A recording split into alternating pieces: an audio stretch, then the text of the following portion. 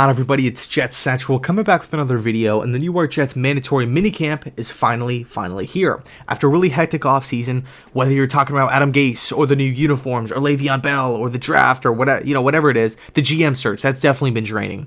It feels really good. It feels really refreshing to just get back to ball, right? Get back to the sport that we all love, where coaches and players are on the field at the same time doing what they do best. And I came up with a little list. I don't want to call it a checklist, but just a little list of a few different storylines that me personally, I'm really anxious for. I'm just so pumped up for. Really cannot wait to see how each storyline kind of plays out as the days go by.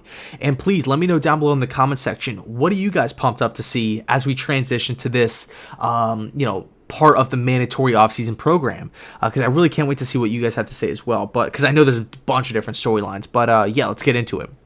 So the first thing on my list is Sam Darnold's growth and overall development as a quarterback. Now, this is kind of a weird one, so bear with me, because we can't really tell as Jets fans how well Sam Darnold has progressed.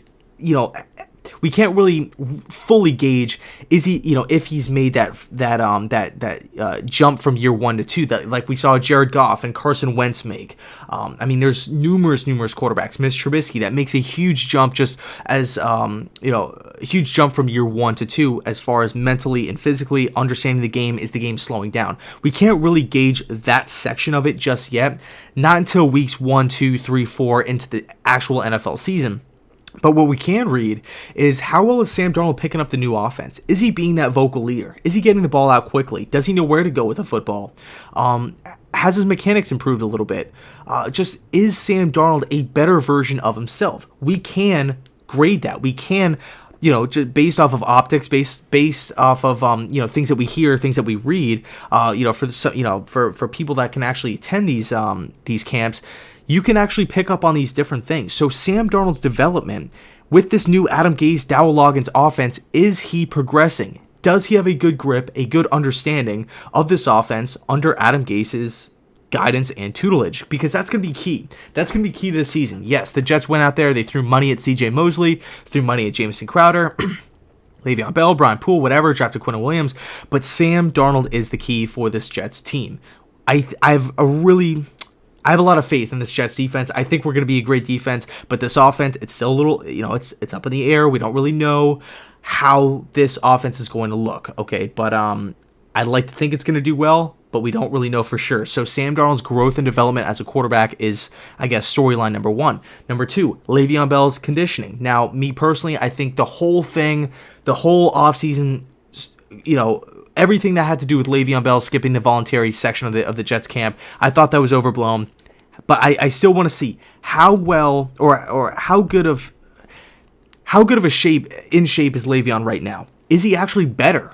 Because that was the whole reason why Le'Veon Bell skipped the voluntary thing with the Jets, because he thinks that his method is better. You see that all the time with Tom Brady, the TB12 method,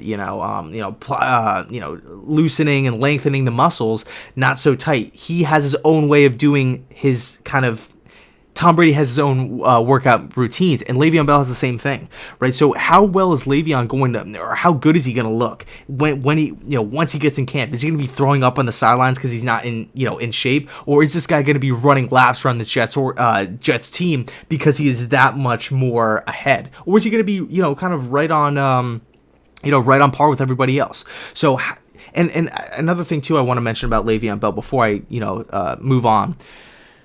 Everybody keeps saying that taking a year off is going to hurt him so bad, and he's going to be rusty, and he's going to be horrible, and his body's not going to be ready for it.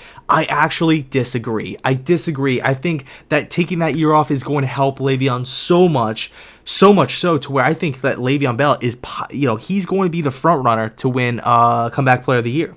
So I really do believe in Le'Veon Bell. I think he's going to be a tremendous piece for this Jets offense moving forward, and I cannot wait to see what kind of shape this guy is in.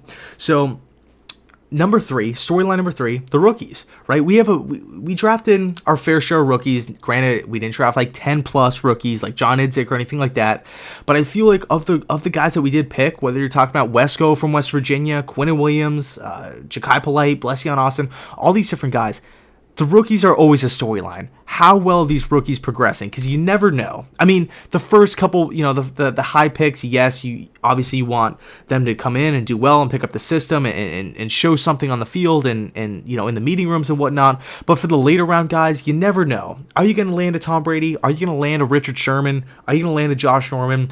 So that's always, for me at least, really, really enticing, just to see how the young guys, the undrafted guys, how these guys are doing. Greg Dortch, this is another guy from Wake Forest. Everybody's talking about this guy. So I really can't wait to see how the rookies are going to be doing when they're going up against true professional athletes, excuse me. So the rookies, that's always a major, major storyline here.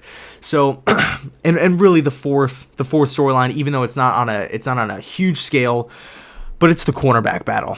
Cornerback, I still feel like is an issue for this Jets team. Trumaine Johnson, Brian Poole, who else? Blessian Austin, like I mentioned before.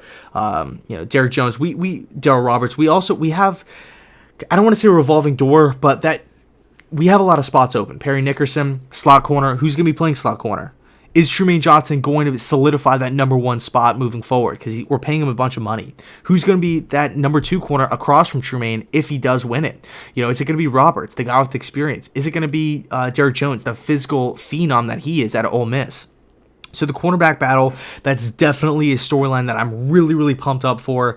And those are really the main things that I'm going to be keeping a keen eye on as we head into, or as we transition into, this mandatory section of the offseason. So again, let me know your thoughts down below in the comment section. What are you pumped up for? What are you excited to see? So I'll leave it there. Let me know your thoughts. And as always, thanks so much for watching, and go Jets.